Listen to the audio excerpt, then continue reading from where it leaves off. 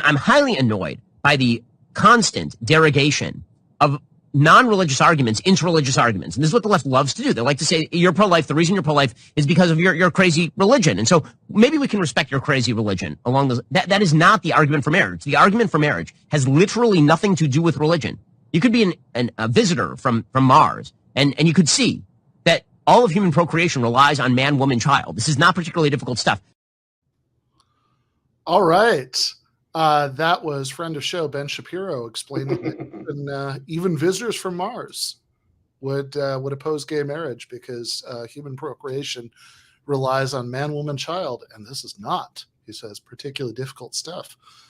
We will return to that thought in just a moment, but I should say I am joined as always by our super producer Jake Appett, and we are joined as we have been before, by YouTuber extraordinaire RM Brown, and we will be joined in an hour by Professor Adnan Husain, historian, been on the show before, beloved figure in the David Feldman Show Extended Universe, who is going to be on to talk about G.A. Cohen's essay, Historical Inevitability and Revolutionary Agency. And we're going to be joined in the postgame by philosophy professor Ryan Lake, political scientist Matt McManus, and our graphic designer J. Andrew World to talk a little bit about Jordan Peterson and about Matt's interactions today with James Lindsay. Both of those guys are back on Twitter now. But before we get to any of that, there are a couple of other things I want to hit. So last week, I think it actually came out the day we did the last show, but I don't believe we actually got a chance to talk about it on the show. I had an article in the Daily Beast called Why the Hell Haven't We Lifted the Embargo on Cuba? Why the hell haven't we ended the Cuba embargo already? That's the full proper title of the article. It's pretty self-evident. The occasion was the entire world essentially voting once again to condemn the American embargo on Cuba. Literally, not every single country participated, but almost all of them did, and 180 something voted to condemn the embargo. Brazil, remember this is still Jair Bolsonaro's Brazil, abstained. Ukraine, which for very obvious reasons is entirely dependent on American goodwill right now, abstained, and only the U.S. and Israel voted no. Those were the sole no votes. So that says something, I think, about where global public opinion is at on that. And I will leave that there. I also had another article in the Daily Beast today. It's called The Left Needs a Better Message on Crime. And I'm not going to spend a lot of time dwelling on it right now. I'm actually probably going to do a call-in episode tomorrow. So anybody who disagrees with the take and wants to yell at me about it can do it there. Lines are open. But I do want to just kind of emphasize what I see as the main takeaway from that article, which is the final two paragraphs. In those final two paragraphs, what I say is this: the left can't afford to cede this issue, street crime, public safety, to our political enemies. And telling working class people in high crime neighborhoods not to worry about it because the problem used to be even worse is a recipe for disaster. Instead, we should be laser focused on the simple and true message that America's crime rate is downstream from brutal economic inequality. The recipe for safe streets, a human criminal justice system, and a population with hope for the future is to move toward a society that distributes resources more equitably and meets everyone's material needs. That's the message the left should be shouting from the rooftops. Finally, a couple days ago, and this brings us back to what I actually brought RM on to talk about, I had an article in Jacobin called Ben Shapiro is Talking Nonsense About the Left Undermining Families. This is really, by the way, I should say, this is what search engine optimization has done to Jacobin headlines, which is sad because I think there was a time when I could have just called the article something like the name of the show. I could have of this episode. I could have just called it Ben Shapiro and the Visitors from Mars, which would be way more fun. But now, for the sake of search engines, everything is just this sort of bland description of the thesis of the article. I will say it's a very good article. I read it. Everybody should go read it. Well, I appreciate that. Right, that's excellent. So I guess before we get back to Shapiro, a good way of setting this up would be to do a clip of somebody who I can't even bring myself to make the friend of show joke about, because he's such a grotesque little goblin, Matt Walsh. So can we see what Matt has to say about this?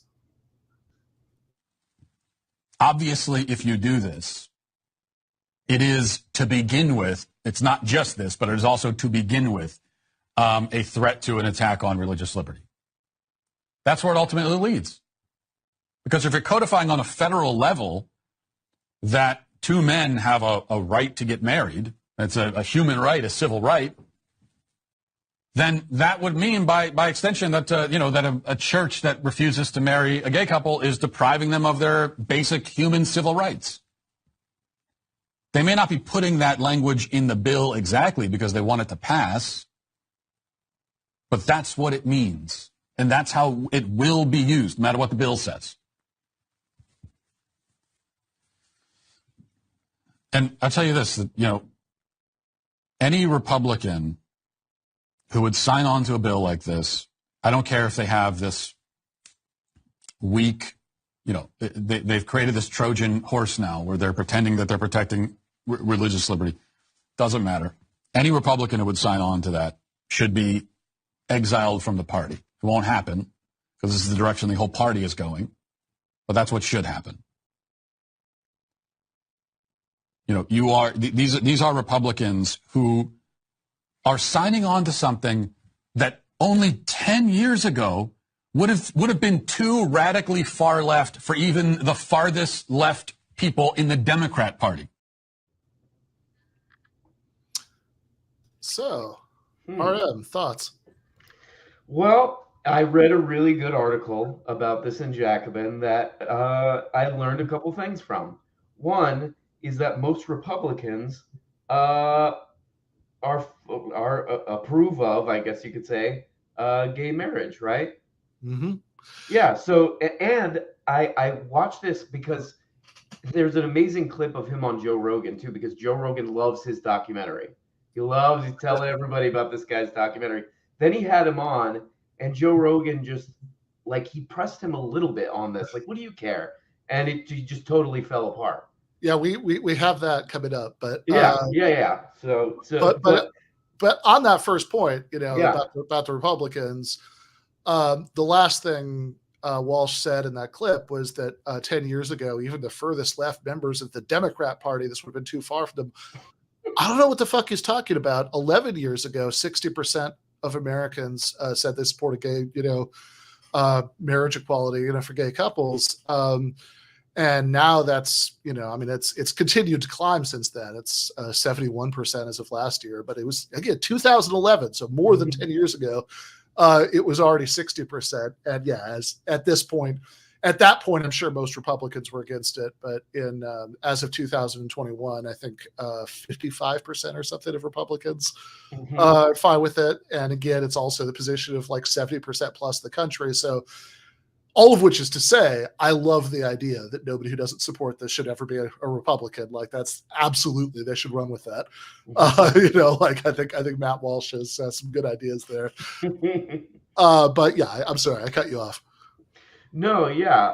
I always see Joe Rogan as a good, taking the temperature of maybe what, I don't know, not the average person, but somebody who's maybe wouldn't come across your article, what they would think. And he's just what do you care who gets married? And what's interesting too is when that Joe Rogan clip started coming out, I read some of their comments, some of the Matt Walsh comments, and even their own audience is not on board with them, a lot of them, because I think they fancy themselves libertarians a little bit still. And they're yeah, this doesn't seem like freedom, So they're kind of torn on it.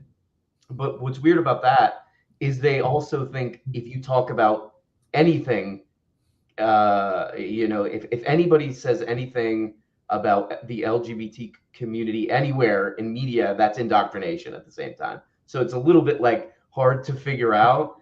But even his own audience doesn't seem really on board with this, which is kind of strange. Yeah, I mean that's always encouraging when it does happen. I mean the other time, I think Jake actually said this, that it might have been a time we were pulling together Ben Shapiro clips for some other purpose, and he looked at the Daily Wire's like why labor unions are bad video, and he said, under there, right, there was a lot of evidence in the comments that like he wasn't even really getting buy-in on that from the Daily Wire audience. Right. Almost feels like they're kind of pushing this message more than it's all of them in it together. With a lot of this stuff. Yeah. No, for sure. I mean, I think that. I think it is really encouraging. Like it's sort of actually unambiguously good that like this is something that, as hard as it can be to remember, Matt Walsh's timeline is a little bit off, but I mean politics of this certainly within my memory, were very different. 2003, a sitting U.S. Senator, Rick Santorum, said that if we allowed gay marriage, then we might as well allow man-on-dog marriage, infamously, USA Today, and even George W. Bush, who was in certain ways often tried to pitch himself as a sort of kinder, gentler conservative on domestic issues, got tons of mileage out of opposing marriage equality in the 2004 election. Like there were a ton of states that passed ballot initiatives to ban it, sometimes like redundantly, like double or triple ban it when it was already banned, just as a way of getting right-wing evangelicals and conservative Catholics out to vote in swing states. Right. Yeah, that's really you respect your audience when you're doing stuff like that. Yeah, exactly.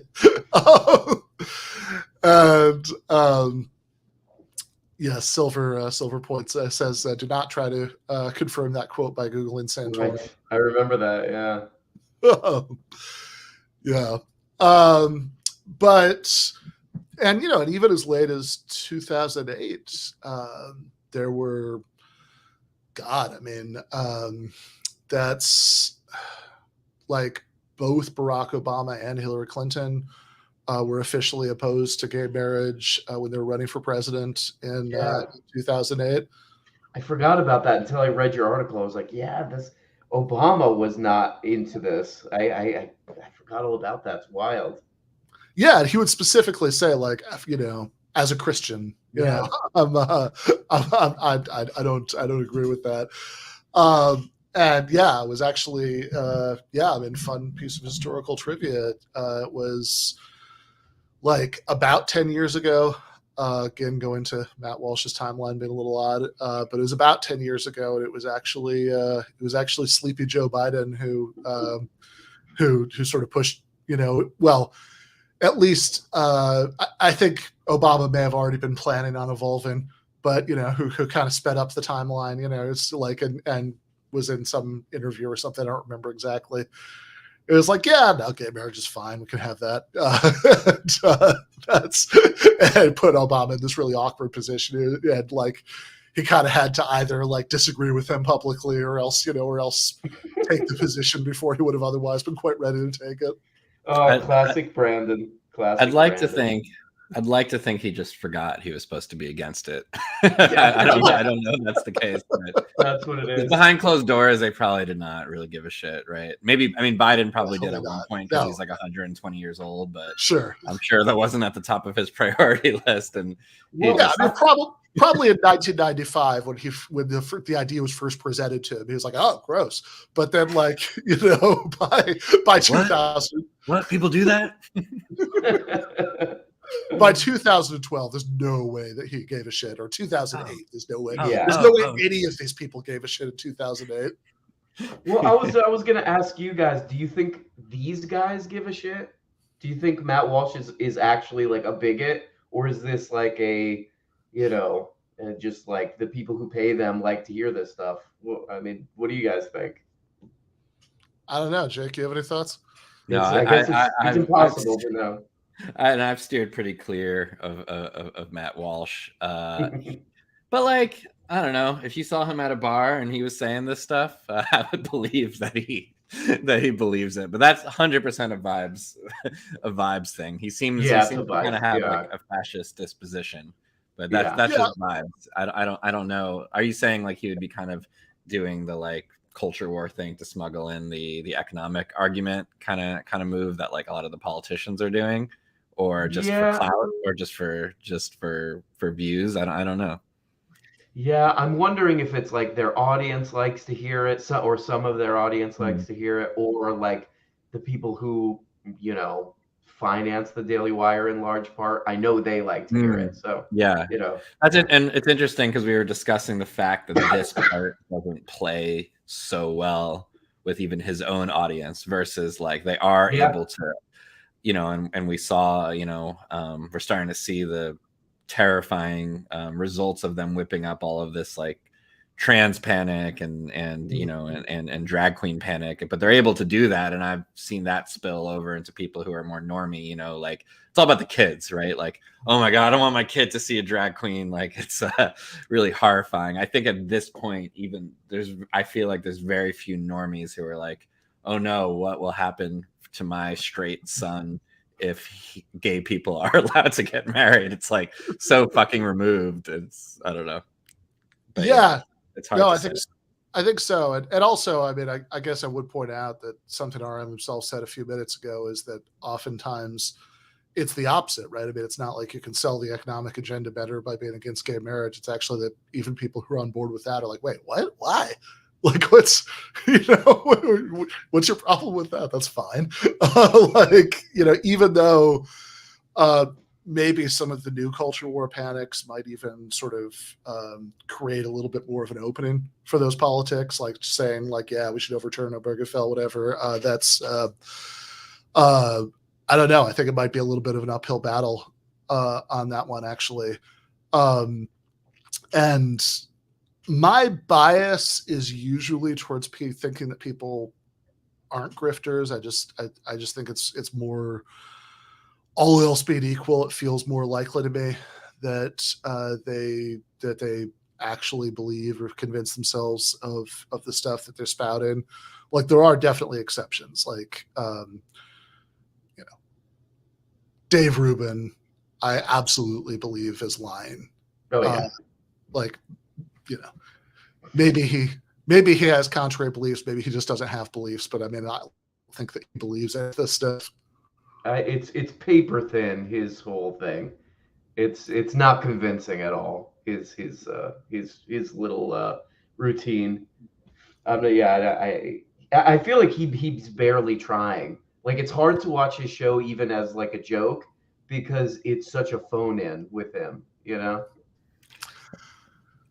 Well, something that Anna Kasparian said on in our live show in LA is that she used to have, and she knew him when he worked at the Young Turks. Like, it was really striking that so much of his conversation, like, even if like, he'd have her and her husband over for dinner or whatever, it's like so much of his conversation was about like what his salary was, whether it could be increased, like that was, that was just such a big topic for him.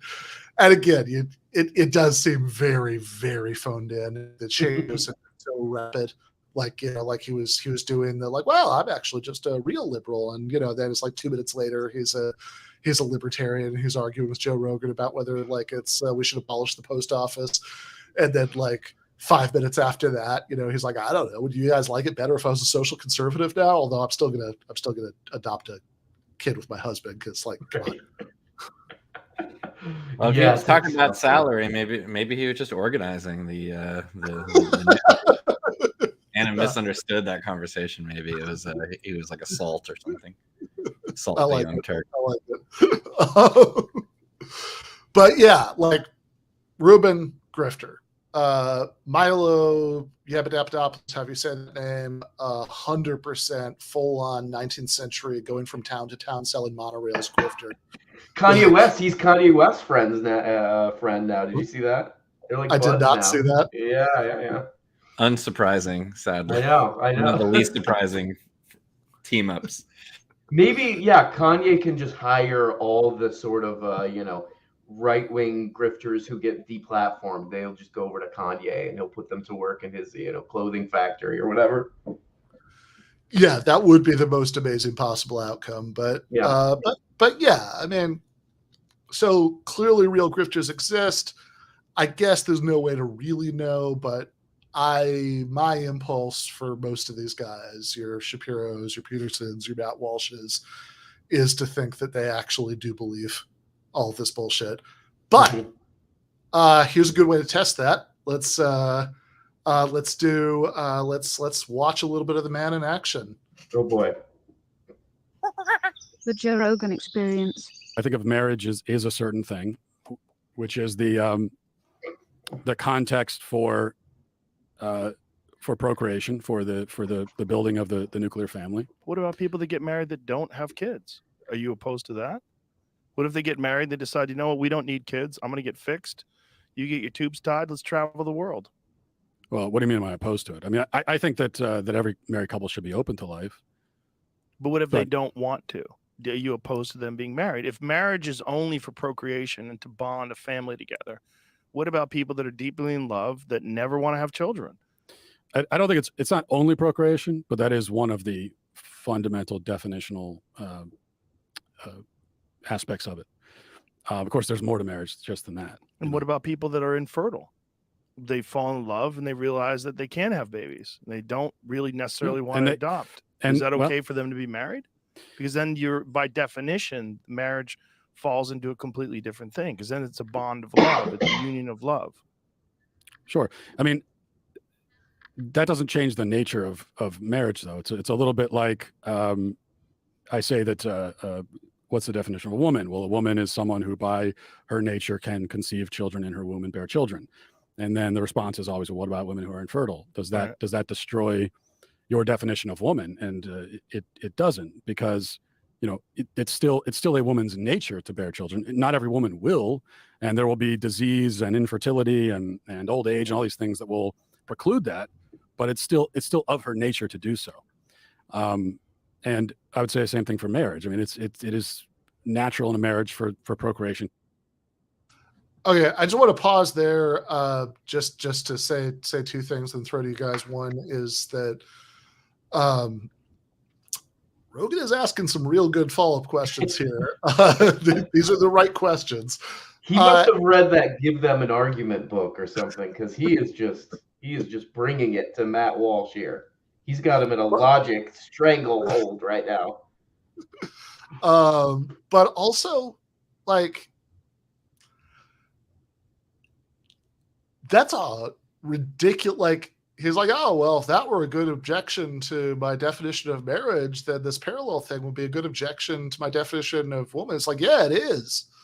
Like, and I'm not even saying that as like, whatever. I mean, I think, my position is that, that, like, I do think that, there are gray areas with unusual chromosomal combinations and stuff, but by and large, biological sex, that does track a real distinction. And if you want to say my definition of man is, somebody who's, whatever, biologically male, and my definition of woman is somebody who's biologically female, then, I don't actually think that's like inconsistent. I think that maybe if you insist on that definition in every context, you're being an asshole. Mm-hmm. Like I always liked that Sophie Grace Chappelle analogy about parenthood, that like, obviously there's a biological definition of parenthood. But that's not the only definition. That, if you say that, if you say the test came back and you're not the father, everybody understands what you mean by father. But if you say my father adopted me when I was 3, you also understand what you mean by father, and it seems to be roughly parallel case. And and again, I think you're being an asshole if, like, if you imagine some world where anti-adoption views were like a culture war hot topic, then you could have like some like Matt Walsh equivalent who's insistent that schools shouldn't allow adoptive or stepfathers to participate in parent-teacher conferences because parent has a biological definition, God damn it. And you'd think that person was a strange and unpleasant bigot, and that'd be that would be roughly what I think here. But like, all of that said, yeah, he could just formulate his definition a little bit better and get around this, but this is awful. It's like, well, hold on. This is by definition, but also it doesn't apply in lots of cases. Then it's not a definition. That's like how is that a definition? The point of a definition is to say this is what every member of this category has in common. And if you say, well, you don't necessarily have to be able to conceive children, but you have to have a nature right. that lets you conceive children. What the fuck does that mean? I mean, somebody could just say that like trans women have the woman nature, and and that so even though trans women are examples of women who can't give birth, they still have the nature of the kind of thing who that definition doesn't even rule out what he wants it to rule out. Absolutely.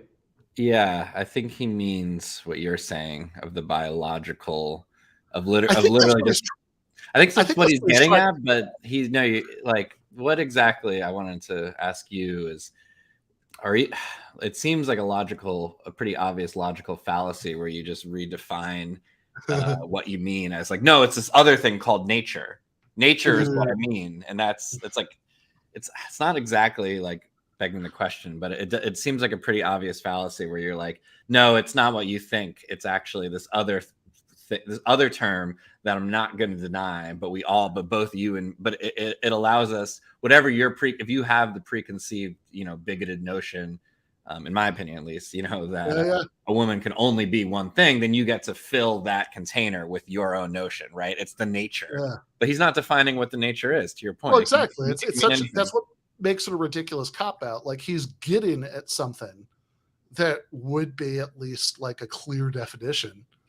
And then really, I think, as in the sort of hypothetical, world where, social conservatives are at war with, the concept of adoption, like at that point, we're having a moral argument about which definition to adopt in certain contexts. Fair enough. But like, so he could say that, like, he's getting at something that's at least coherent, but he's not quite getting there. Like he's just stopping at this point that's kind of down the block from what he's getting at. That's not really it's not like it's just a weird, incomplete definition. Well, that has the nature of that. It's like, okay, well, but you haven't even told me which kind, like how to tell whether something has this nature or what it means to say that it has this nature. Yeah, it feels like he's doing improv, and he maybe he doesn't have all the talking points down for this one. So Joe Rogan can just come in and do a roundhouse kick to this, and it all falls apart. Yeah, I mean, it just whatever. I mean, I think that and the same point applies to the original, like the larger thing they're arguing about here, which is marriage, which the original topic about marriage, because like, look. You could say, I mean, I think that, as Walsh himself seemed to be conceding, it's not the only purpose of marriage, but you could say that a purpose of marriage has to do with, with I don't know, providing stability for raising children, whatever you want to say there, right? But it's like, has something to do with procreation. Although also, like, I don't know, like, I hope, Joe asked him at some point if it's okay for infertile couples if they want to adopt, and then we're really getting into the right territory here. But but also if you say, well, this is one of the reasons it's important to have this institution, but sure, it's fine to extend it to infertile straight couples, then why can't you say this is one of the reasons that we have the institution, but it's still okay to extend it to gay couples? What on earth is the difference? I wish he went full like logically tight and was just like, yeah, if you're infertile, I don't think you should get married. And yeah, we should do everyone. What are you saying? Well, they also maybe like that you have to go to a government office. Like when you go to get married, you have to say, I hereby commit I will have a child after this marriage, and if you don't, you will be executed. And you also at the government office, you have to jack off into a sample cup, and they test it to make sure that you're fertile, right? Yeah. Otherwise, what are you doing? Because what if you're infertile and you're hogging one of the fertile women? Right? That's a crime. It's true. That is a very good point. Exactly. That's really good. That's really good. If he would have said that on the Joe Rogan Experience, I think he would have gone viral. I think he would have been mission accomplished. Yeah, I mean, you could just imagine. Really? I want to see that clip, but let's keep going. To occur. It's not always going to happen in reality, though, but that's still one of the natural functions of marriage.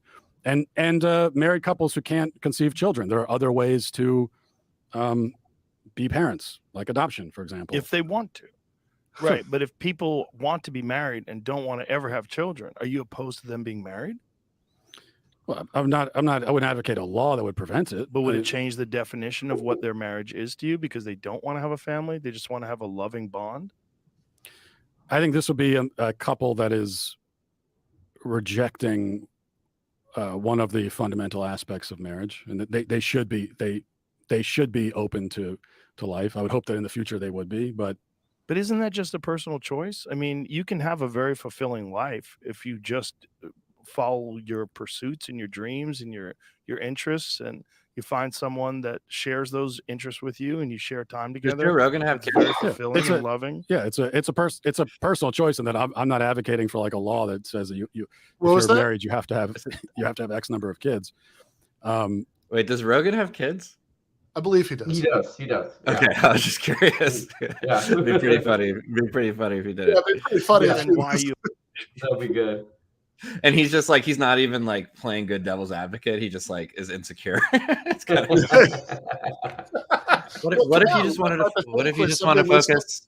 Lives in Austin, and they just want to focus on their very successful podcast and their comedy career. And what if you just want to focus on getting jacked and having your podcast?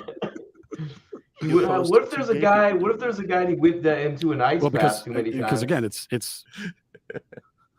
Sorry. I was just making fun of Joe. Go ahead. All right. It's not about choice. It's about what this institution, marriage is an institution, and what is it, and what purpose does it serve? And I do not agree with tearing down or changing this definition, especially because the people who have changed the definition haven't come up with a new one. So they say, well, that's not what marriage is. So for thousands of years, we said marriage is the procreative union. And then we had the other side that came along and said, well, it's not that. Okay, well then, like, what is it exactly? And I know you said, well, it's people who love each other. Two people love each other. Well, but then why two people? Why do they have to love each other? All these kinds of questions. You get into what if they're in the same family? What if brothers and sisters want to marry? So he said that it's had the same definition for thousands of years, and that if we change the definition, one of the things that's now going to be on the table is why two people, right? So he's saying, like, as opposed to polygamous marriages. And I just want to say hey, I mean, still parts of the world where they do have that, and I assume that Matt, actually, does anybody know what Matt Walsh's religious affiliation is? I assume he has one. Good question. Yeah. I'll look it up while you two are discussing this. I'm assuming he's like probably like Baha'i or look it up. Well, if so, then, oh, no, here we go. Matt Walsh is a practicing Catholic, which makes sense. He's making very sort of classic Catholic tradition-y sounding arguments about, natural functions and stuff like that. So,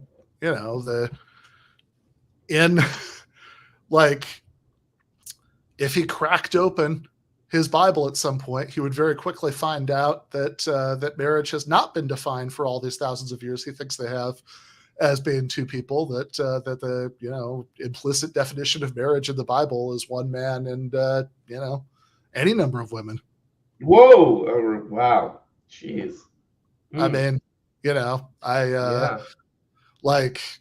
mean, how many wives did King Solomon have? Oh man. Yeah. That's weird. It's an appeal to tradition. This is the older tradition. Yeah, it's weird that he went right to that example too, when it's he's just asking to get owned on that one. Yeah. Anyway, that did strike me as a little bit they all, I mean, whatever. It's not unexpected. These guys all do that. Every time they talk about this. In fact, Walsh was a little bit careful the first part of what he said, but then he sort of stopped being careful when he was like, "Oh, why not two people?" Yeah, he went straight to basically the Santorum man on dogs. Yeah. Basically saying that if you allow for gay marriage, that brothers and sisters are going to be marrying each other all over the place. And with Santorum, he went full Santorum on that one. Can I ask you guys, just from a logic point of view, even if it were the case that we had some evolutionary evidence that whatever, they studied a bunch of tribes and stuff, and it was maybe the most common thing was male female marriages for the purpose of raising a child. Even if that were the case, does that really matter? To me, it doesn't really matter. It's because a lot of things we've evolved, like some institutions still exist, but they sort of evolve and they're used differently. What this argument, even if your example of that it's actually not in the Bible, even then it wouldn't make sense, right? Yeah, no, for sure. I mean, it totally doesn't matter. It's just funny. Yeah. That, in his holy book. Yeah. That this timeless definition of marriage is clearly not the one that's supposed to play. But yeah, you're right. I mean, I don't think it matters at all. I mean, look, you could actually make an even stronger argument in some ways that I don't know, King Charles at this point in the UK should be allowed to go to war and cut people's heads off and stuff like that. Say, look, for thousands and thousands of years, we've had a definition of a king, and the definition of a king has allowed him to do all these things. So what if if we're just going to go around changing the definition of king, then it could be anything. It's no. Exactly. It's the appeal to tradition fallacy, right? Yeah, no, that's exactly what it is. I think you've talked about on this show, because I guess I'm looking for him to say anything other than he finds gay marriage gross, right? But he seems he's playing these musical chairs of definitions and concepts and what seems to me basically just logical fallacies, but he's not really making any arguments. To me, it seems like he's hiding what he really thinks. Well, I should say, or the reason behind what he really thinks. Right. Sorry. Specifically, I think that it's, there is a larger, I think there's actually a slightly better argument you could make, because if it's going to be from tradition, then tradition is all over the place. And also, as we were just discussing, it's literally, there's no reason why you should think that that's, there are lots of things, there are lots of things that are super duper traditional that that we don't do anymore, and that's good. Slavery, absolute monarchy, etc. But that have existed in like practically all societies in human history. But it's like it's good to change them. And in this particular case, I mean, by changing it, you're not even disadvantaging anybody. You're not like because you're literally not changing any. I mean, I don't like the speaking as a sentences, but speaking as somebody who is married, right? It actually got married a little bit before the Supreme Court decided Obergefell. I didn't notice any change afterwards. But there is a slightly better argument about a fundamental change to marriage, which really historically the fundamental change to marriage is it going from being like just a straightforwardly male-dominated institution to an egalitarian one. That's the end of coverture marriage, where the traditional legal doctrine that a lot of the legal rights of a married woman go to her husband and all that. Like, that's actually a fundamental change in marriage, which, much like King Charles not having the power to behead people, is seems just unambiguously good to me. But then like once you've got that fundamental change, then just like, yeah, I mean, just saying like who gets to enter into these egalitarian unions, like that seems like small potatoes by comparison. Absolutely, but I would guess that a lot of his fans would like to go back to that full ownership version of marriage. I wouldn't be surprised. Also, I think they could have a much more interesting conversation, which I don't think I would at all be swayed by the conservative view.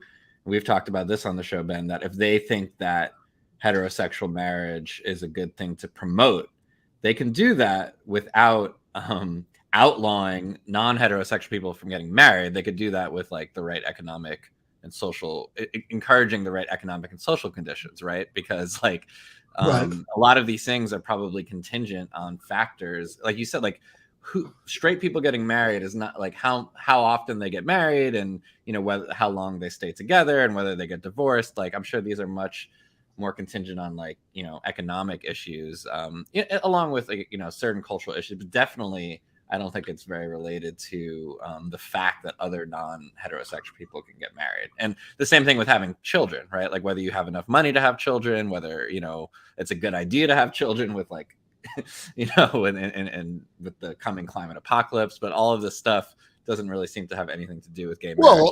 Address it in a different way. Totally, right? I mean, this is the thing. If Ben Shapiro thinks not enough people are having children, my position is that the right number of people to have children is exactly the same as the number of people who want to have children. With somebody who wants to have them with them. But like, if Ben Shapiro thinks that not enough people are having children, we actually have some really good data on this. So 4 years ago, 2018, the New York Times published a survey where they asked people who either didn't or didn't think they would in the future have as many children as they wanted to. So either they didn't have children at all, or maybe like they had one but they were going to get the second one that they would have otherwise wanted to. Why not? And these numbers, I should say, don't add up to 100. They let people select multiple answers, but the top 7 reasons are at 64%. Most commonly cited reason was childcare is too expensive. The second most common, 54%, is want more time for the children I have. Third, at 49%, is worried about the economy. Fourth, at 44%, is can't afford more children.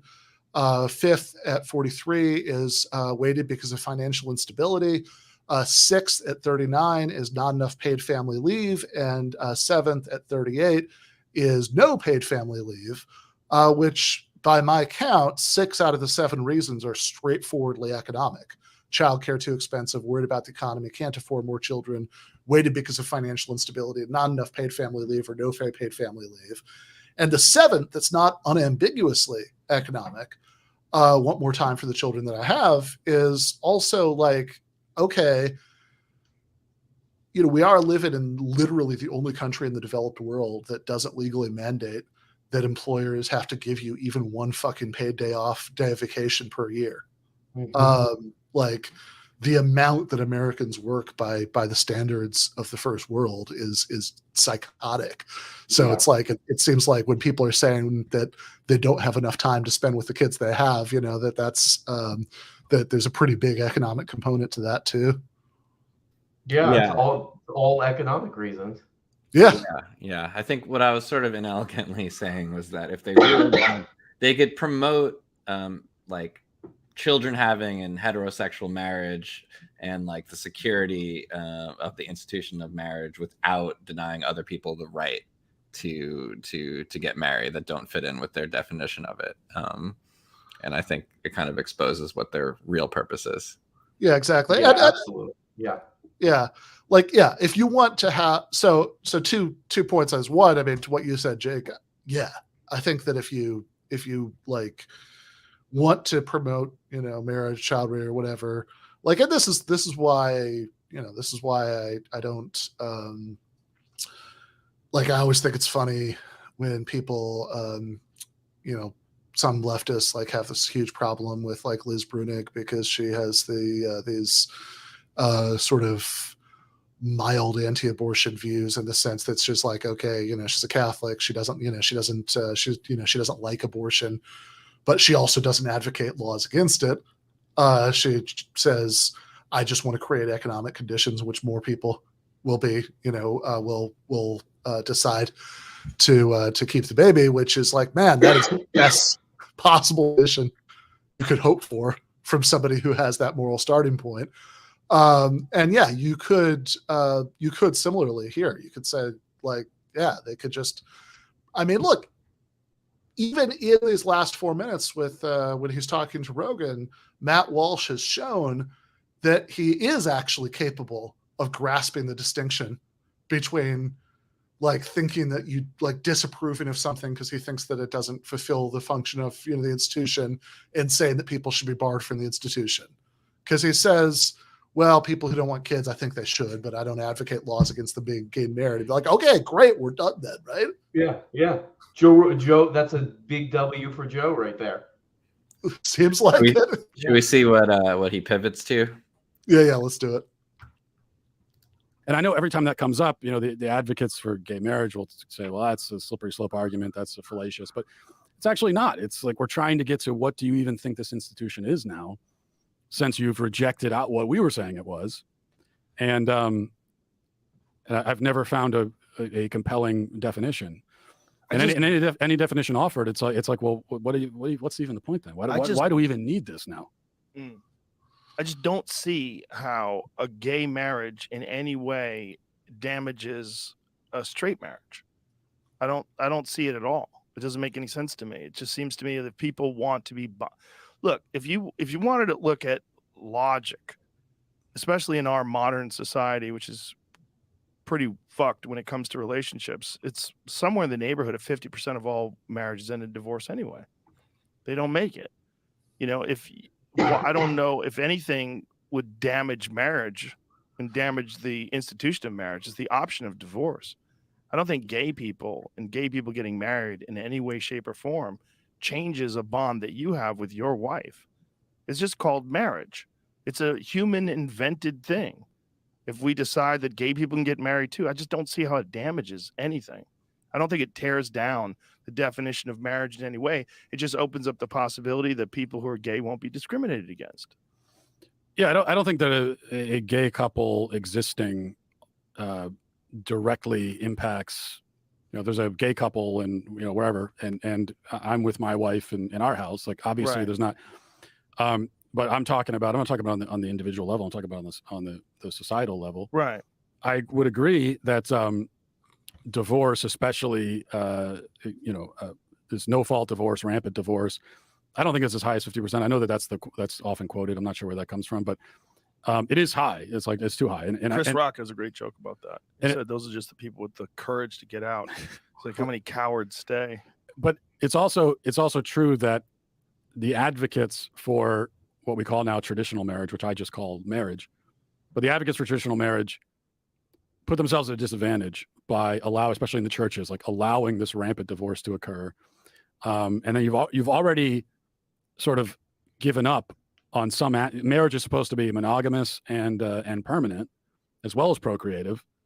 Well, you've given up monogamy and permanence, and so now it's not. That's 2 of the 3 legs gone, and so now this assault was waged on the procreative part of it, and it was difficult to withstand it because the institution had already been weakened. So I agree with you there.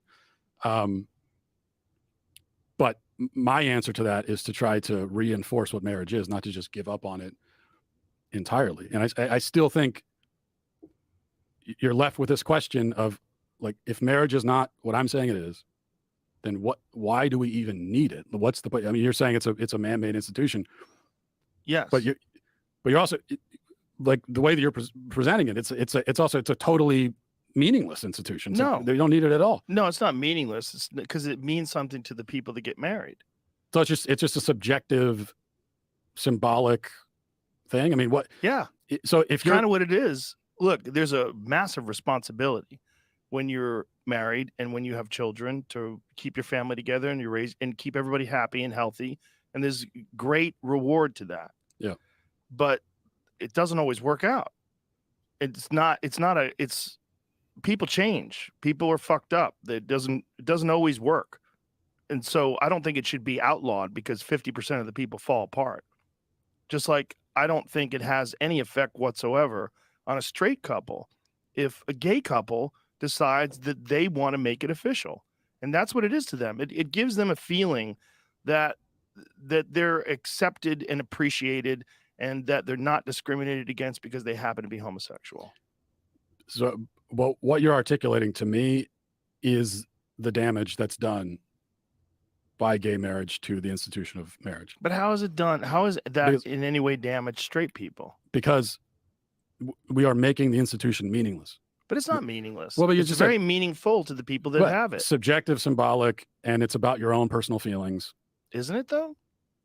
Well, no, I would say that it's not. Well, if it's not subjective and it's not symbolic, it codifies and protects and gives a name to a thing that actually exists, which are man, woman couples creating people, creating babies, but not always. Right, but that's still the nature of the union. So, but what are the percent?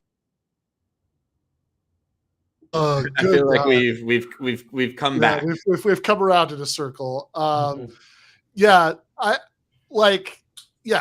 if it's the nature of it, and if it can be the nature of it, even if not everybody is doing that, then how is that nature threatened by letting this, small minority of the population that's gay participate in the institution? Like, that's like it's how is that any more of a threat than letting infertile people get married? Like, if infertile people or people who don't plan on having children are allowed into the club and that doesn't change its nature, which does seem to be Matt Walsh's position, then why would gay people be allowed in change its nature? That's so confusing.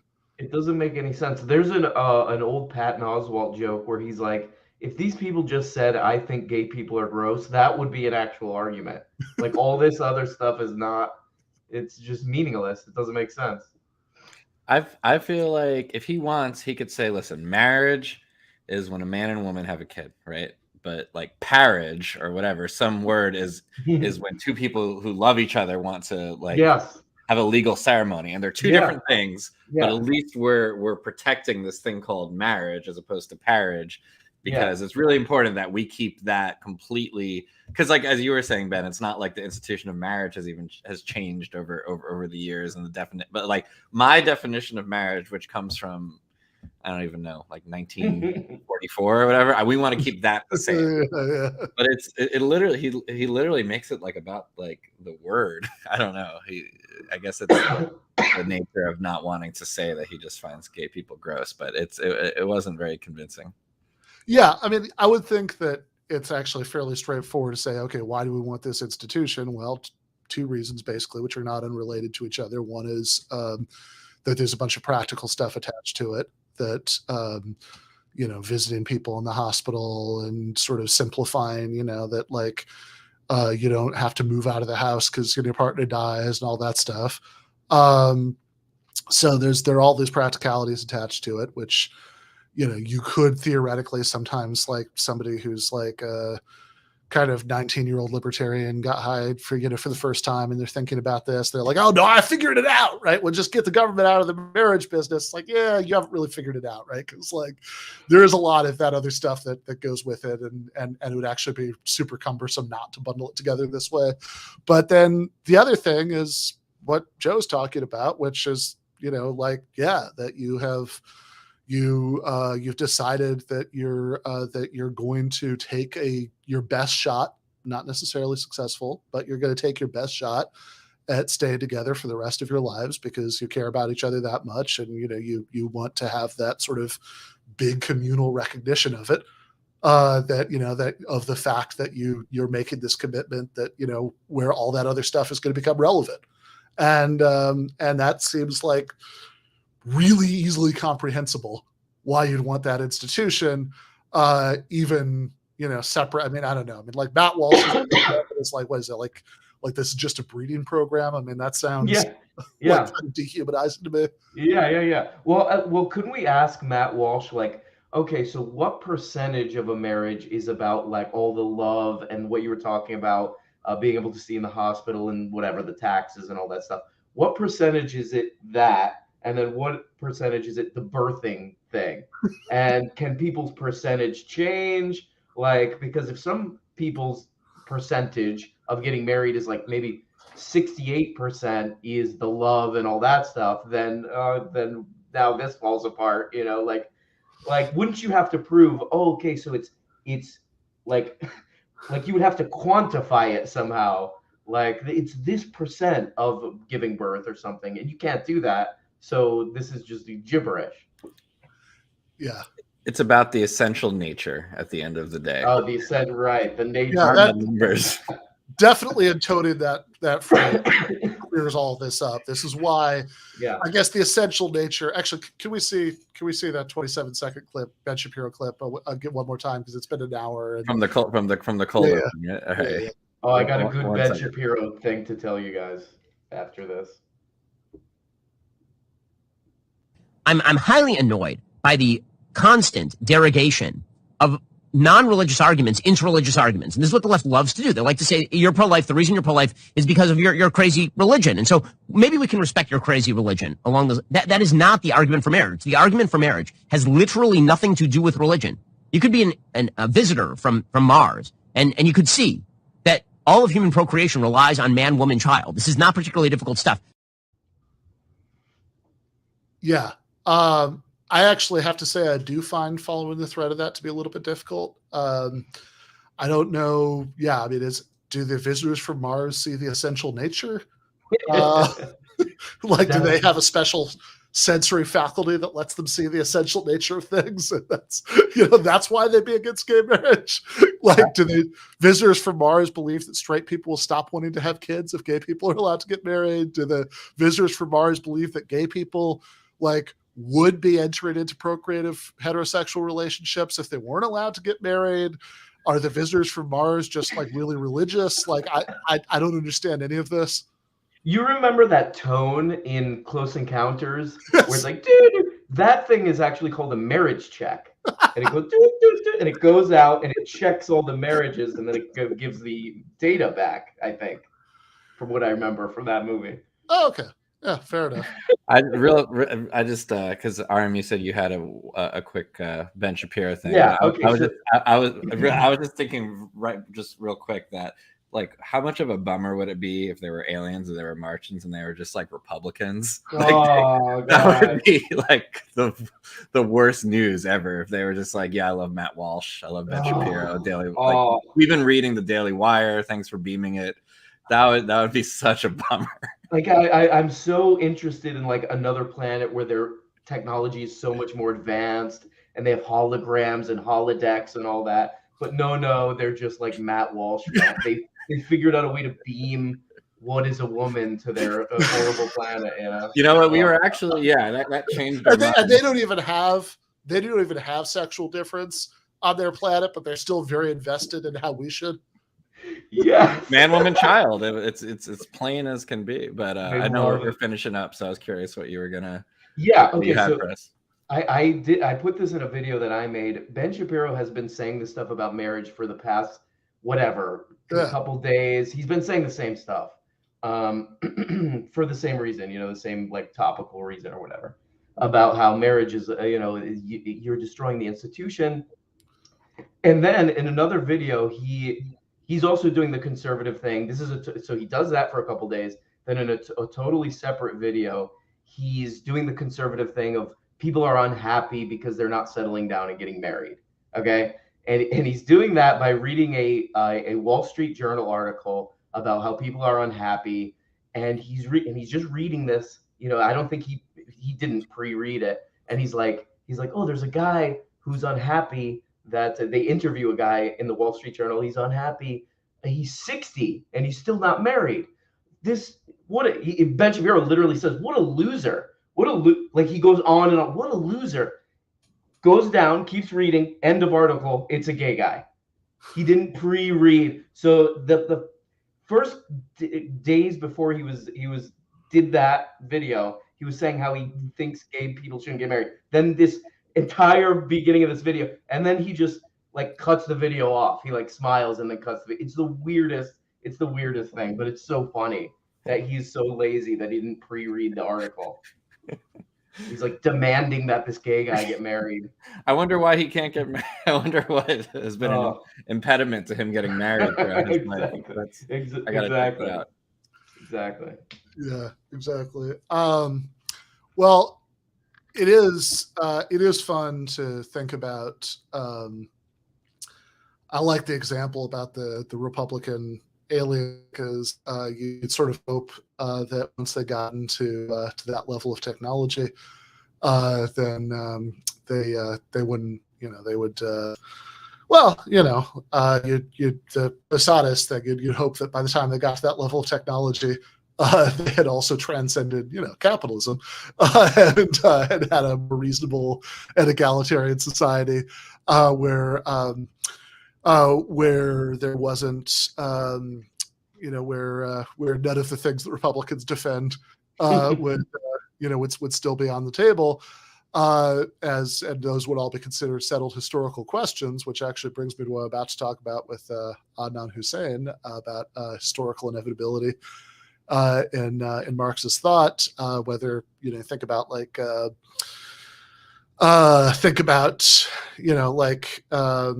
the Black Panther movies, Wakanda is somehow the super high tech, 23rd century kind of utopia, but they still have absolute monarchy. That you would hope that combination wouldn't happen. But we are going to bring on Adnan. I should also say that after we talk to Adnan, so at the end of the main show, before we go to the post game for patrons, we're actually ready to announce the date and location and lineup for the New York live show that we're doing with Left Reckoning and This Is Revolution. So look out for that at the very end of the episode before we go to the post game with Matt McManus and Ryan Lake, where we're going to hear about Matt's run-ins today with James Lindsay, and we're going to see how restoration to Twitter is treating him and Jordan Peterson. So that should be fun. But meanwhile, RM, where can people find your stuff? Oh, RM Brown on YouTube. And yeah, thanks for having me. That's on YouTube? Yep. Just on YouTube. And then you can follow me on Twitter, however long that's around. But yeah, thanks for having me. It's always fun and informative. All right. Thank you so much, man. All right. So we are now going to bring on Professor Adnan Husain. How are you doing, Adnan? Hi, Ben. Doing well. Good to be good. Yeah, no, I'm excited to talk about this. This is interesting. So the essay that we picked that we're going to talk about is this thing, Historical Inevitability and Revolutionary Agency, by the late Marxist philosopher G.A. Cohen, which comes from this book, History, Labor, and Freedom, themes from Marx. And it's about pretty much the question that we just kind of ended with. And I thought it'd be interesting to kind of get a historian's perspective on some of this stuff, and also just kind of talk through some of what's in the essay a little bit. So you want to just kind of start us off with like what the problem is that the essay is trying to solve? Sure. Yes. I mean, I think the essay basically starts with the problem of how would somebody rationally, that's really important, reconcile a belief in the historical inevitability of socialist revolution and themselves imagining a good reason to be engaged themselves in revolutionary action. What kind of agency could one possibly rationally imagine in the context of a belief of the historical inevitability of socialist revolution? And it, starts the essay by pointing out that this apparent contradiction seems to rule Marx's own thought, because he and Engels declare in, say, the Communist Manifesto very directly that the fall of the bourgeoisie and the success or victory of the proletariat, the working class, are equally inevitable. And yet, of course, this is a political document that's meant to encourage workers to be involved in revolutionary organizing and action. So how is it that Marx and Engels think that it's about to come, but that they're trying to argue for people to engage in it? And so he takes this as a problem that needs to be reconciled, and applies his techniques of, analytical reasoning to demonstrate ways in which this could be seen as rational, and to defeat the anticipated and imagined objections that could be made, logically speaking, and to reason through this whole question. Yeah, exactly. So I do want to get into it, like, with you at some point in the discussion, whether, like, this is something that, I mean, on some levels worth worried about. I mean, it's obviously an interesting problem in itself, but I mean, like, whether there is or could plausibly be thought to be any sense in which any of this stuff is inevitable, because that's obviously a huge question, like empirical question about history, which, I should say, I mean, we do, like, I think even people who aren't Marxist necessarily do sometimes think that about historical change, that, like, that was inevitably going to happen, at least at some point. Like, I think a lot of people, just on a sort of common sense level, if they're thinking of, like, I don't know, apartheid South Africa, that, they might think, like, well, there was just no way that this white minority in South Africa was going to, like, continue to keep people, beaten down and accepted the system forever. That, it was inevitable that sooner or later it fall. Like, that's the kind of thing that, whether or not it's true, I think is, like, a very common and very sort of commonsensical kind of intuitive thought that a lot of people could have in a lot of these cases. And even though, Marx and Engels do say different things about this in different places when it comes to socialism, they even in the Communist Manifesto, they do hedge it a little bit, as we can get into. But this is what Cohen is grappling with in this essay has been widely thought to be, kind of a problem for socialism. If I'm remembering right, like, even in, like, Animal Farm, George Orwell has, like, some reference to, like, how Old Major, I think that was the animal that was the stand-in for Karl Marx, would say that the revolution was inevitable. And so, like, this is the kind of thing I think a lot of people at least have thought of as a big problem for thinking about, revolutionary theory and revolutionary motivation.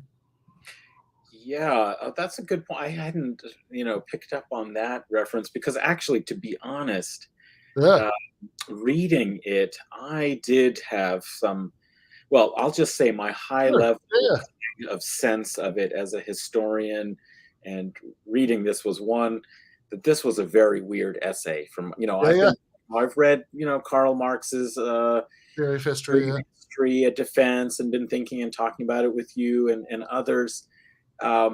So it's not that I don't think that analytical philosophy could be very useful in clarifying arguments, that are made in, Marx's work. But I thought this was a very strange essay because I don't think it really took on the real question, which is it inevitable or not, which is kind of a key point or question.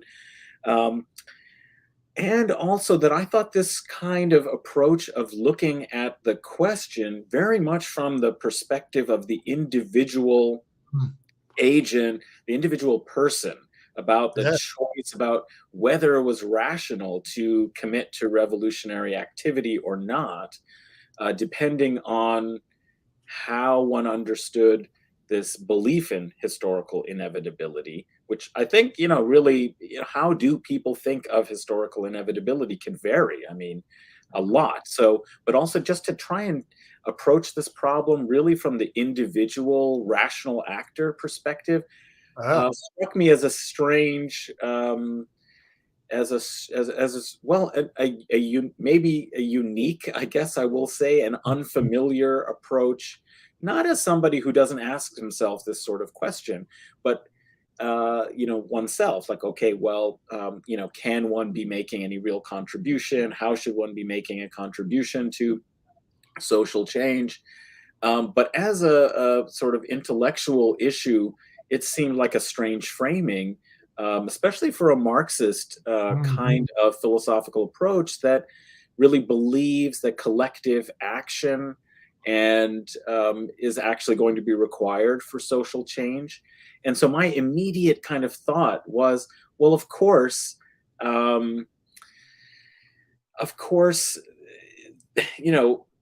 the conditions, I mean, Marx says very clearly, that people are makers of history, of their own history, but not the conditions in which they make it. And so one could easily see that the progress of capitalist development might create or would create certain kinds of conditions that render it necessary, it's important, a kind of moral imperative to change these conditions through revolutionary action, so that's the sense in which the conditions inevitably would arise in a broad historical sense that would enable people to seize that opportunity to make history depending on the circumstances in which they're in. So I didn't see this as a narrow question of individual motivation and how to reconcile it with a belief. What it seemed to me very much is falling back on these problematics that were actually very theological to me. I mean, these are, as somebody who studies religious history, theology, pre-modern philosophy, I mean, we had some real classic determinism versus free will issues here. We have, these kinds of,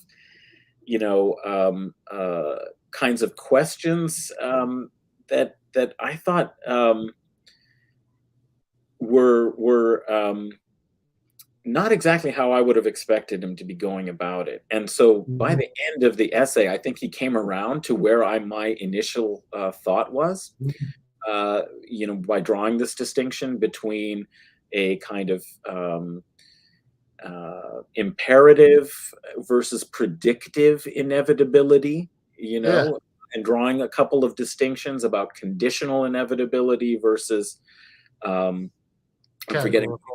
Yes, that's right. Okay. So, but I felt like we went along a long and strange path to come at the end to a conclusion where he said, well, if you think about it this way, there's actually no contradiction, from which was the original presumption. That isn't actually really a contradiction. I thought, yes, that's right. Why did we do all of this? So that's my question to you. What do you think was at stake for him in trying to reason through it? And we can talk about some of the reasons, but what was at stake for him in going through it in the particular way he did? Yeah, so I definitely do want to get into that, but I do want to pick on one thread of what you said early on, where what you're talking about sort of individual motivation is, I mean, I think roughly something like, and I think this will make more sense when we kind of get up to this point in the argument, but like, this is like a big argument that people will have in sort of certain kinds of Marxist theory about, and this is not like a specifically Marxist concept. This is just a sort of general concept from larger social sciences and economics and whatever. But like Marxists do about whether they should adopt it or reject it, which is methodological individualism, which is roughly the claim that you haven't really explained why a social phenomenon has happened if you don't have an explanation of the individual behavior that has to happen for the social phenomenon to happen. That like if you sort of say, so like this gets into the kind of arguments people have about functionalism in Marxist theory. Like if you just sort of say, well, here's how it benefits the capitalist class for such and such to happen, say, okay, but does it actually benefit individual capitalists for it to happen? And if not, have you really explained how it is that it ends up happening? That's the kind of argument. But I do want to just say a couple things to help people who obviously haven't read it know kind of get them to where you left off there about what he's doing in this essay. So the starting question, and you're right, he doesn't actually grapple with the even more interesting, much bigger question of like, okay, is there actually any sense in which it's inevitable? And I think he says some things that are relevant to that, because I think he sort of lays out, it's like, okay, if you can defend the inevitability claim, this is what it would look like. But he never quite like goes forward and says, okay, and here's why that's definitely true, or here's why that's definitely not true. He's just sort of like, well, here's the most plausible version of it. But we should say, so there's a comment in the chat, RB says inevitability doesn't specify a time frame in 10 years, 1,000 years. And this is the first move that he considers. So the problem that he's trying to figure out, the sort of narrow problem is, okay, even if Marx and Engels do sometimes say things that point in different directions about this, they do even hedge their bets a little bit in the Communist Manifesto. They do make some comments in the manifesto and elsewhere that are very strongly, that really sound like their claims of historical inevitability, that this is definitely going to happen.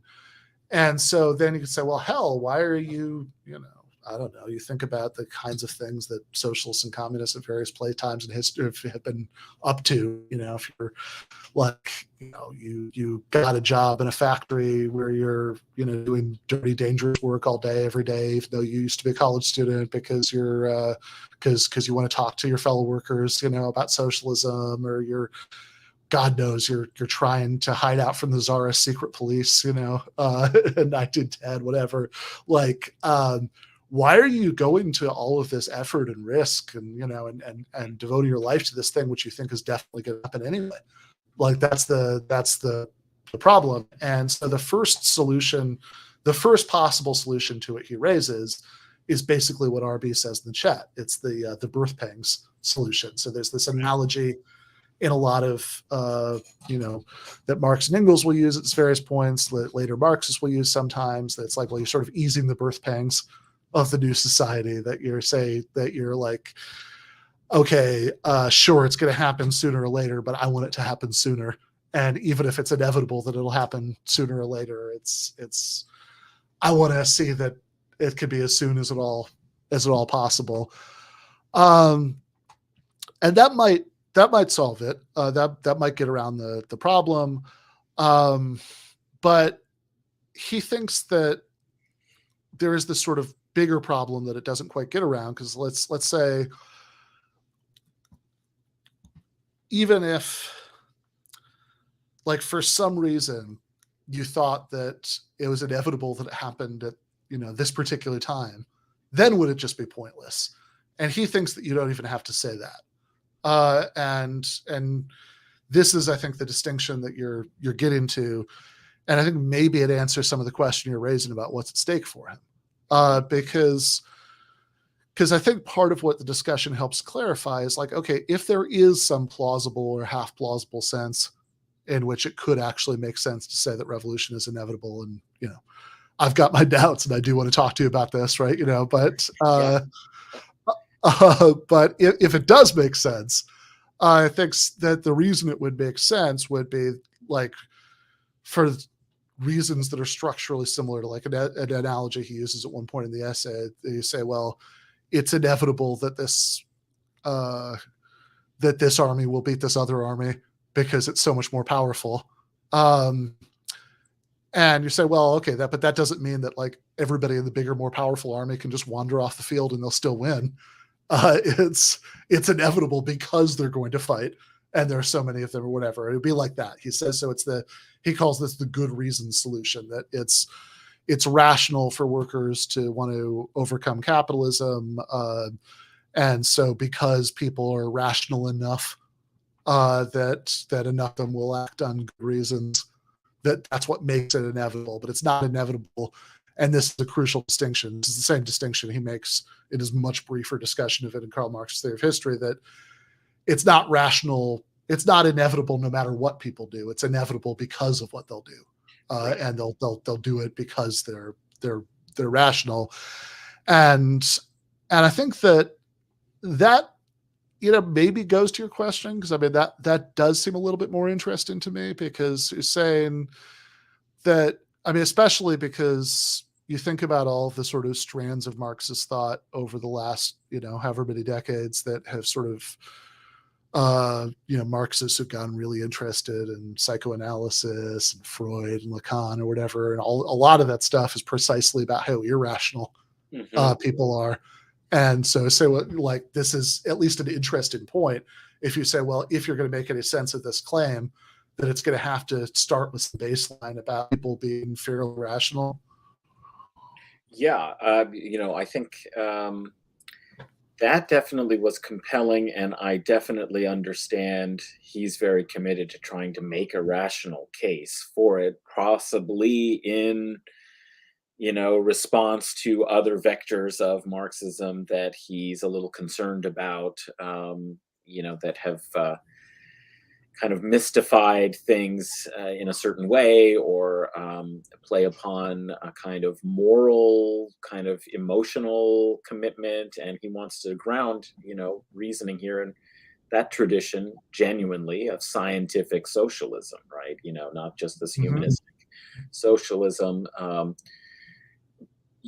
So I did find it compelling that he wanted to make, for example, a rational case for solidarity. Solidarity is not just sort of sentimental altruism. It is a kind of collective commitment to a shared project where you take some of the burden of others in collectively working toward your common goal, right? So that was one of his cases, beyond the birth pangs, kind of question. This is where he really seemed to establish his rational position on why it would be a reasonable activity to be engaged, because even if you couldn't prove that your individual participation was absolutely necessary or crucial, you could dedicate your participation to help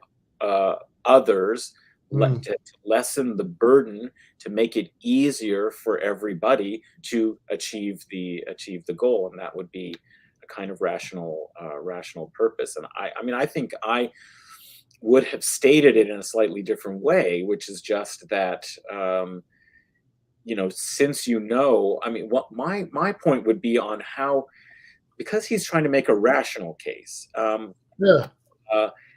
He's trying to find good reasons for things. Yeah. In part, my inclination was also, you can't have perfect knowledge of these circumstances as well. And so wouldn't it be a rational thing to say, since you don't know whether your participation is going to make a difference in certain circumstances, why wouldn't you err, if that's your collective goal, why wouldn't you err on the side of taking those risks? Because the making a difference in one way or another could be so important given the stakes that are involved. And he didn't see, I think he thought of that. He didn't really kind of like that position for some reason. I remember one of his objections to that was that the, like, if it's, in other words, that, like, it's very, it'd be very weird to say, you know, because I think at this point, like, so there are two issues. There's this free rider problem. Well, like, do they really need me, right? And then, you know, and then he raises that the first time when he's talking about the birth pangs solution. And he's like, well, look, if the birth pang solution works generally, then okay, sure, there's this free rider problem, but that's at least a different problem than the one we're thinking about here. But then he goes back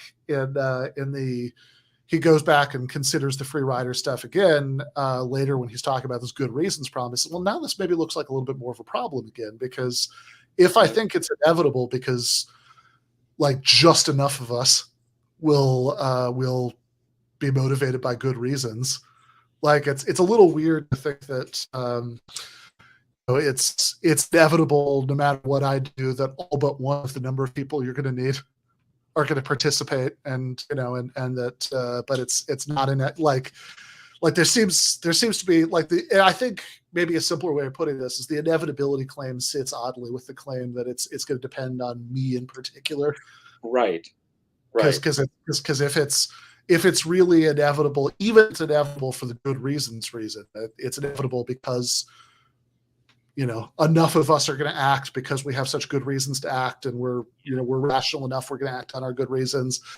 But it's like, well, if it's really inevitable because people in general are rational enough, and enough of them because of their class position, and, you know, he does kind of grant, which is an interesting thread to pull on, that, like, even people who have the same class position, they, you know, what their particular interests and values could be all over the place, and it doesn't necessarily mean that it's what's most in your interests as an individual, even if you're part of the working class. Well, yeah, I mean, but I think also one component of this, it seems to me, is that if you want a socialist revolution, it is partly because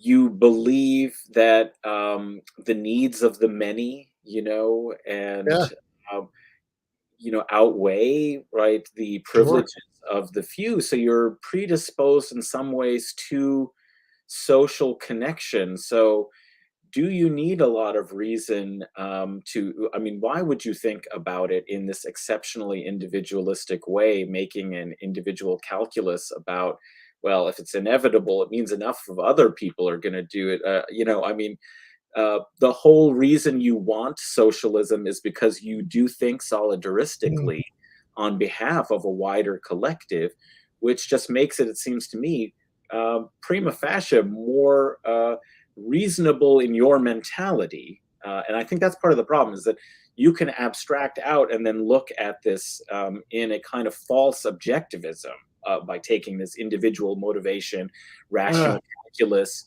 which doesn't make sense to the actual historical and social experiences of people who are committed to wanting a socialist revolution.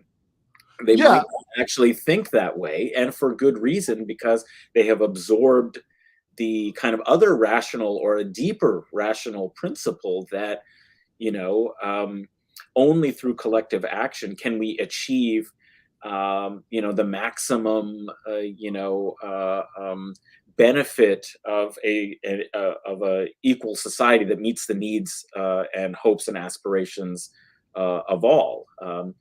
So in some ways, taking it in the way that he's doing, it seems to me, it just doesn't make a lot of sense on some level for a historical, social, you know, from a historical and social perspective, to narrow the place of reason within the individual calculus without balancing it. I can see that, of course, these are real concerns and considerations that somebody might think about, but wouldn't they also be balanced by that kind of commitment? I mean, we're not talking about rational, I mean, the free rider problem, the rational, actor, I mean, these are constructs in some ways of very economistic thinking in the market, where they presume that everybody pursues self-interest and that, this somehow, produces the good, as a final outcome, because everybody is pursuing their individual interests. So it already subordinates, it seems to me, a kind of social analysis that I would expect a Marxist philosopher to also want to, bring in, which is why I do think that he wants to make a rational case for solidarity, be able to say acting solidaristically is actually a very reasonable thing to do, in this fashion.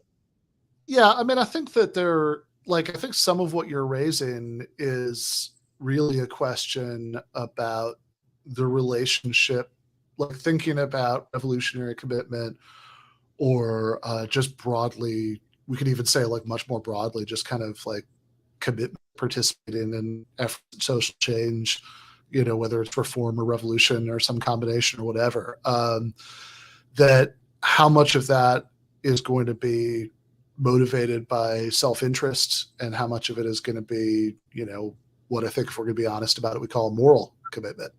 Right. And,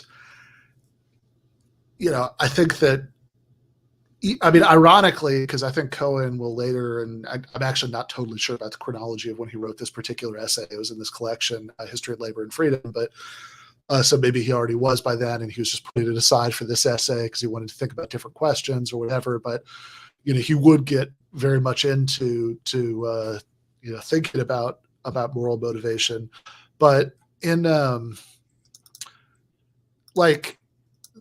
there is this strand of classical Marxist thought that sort of says, look, don't talk to me about this morality crap, that's not what I'm interested in.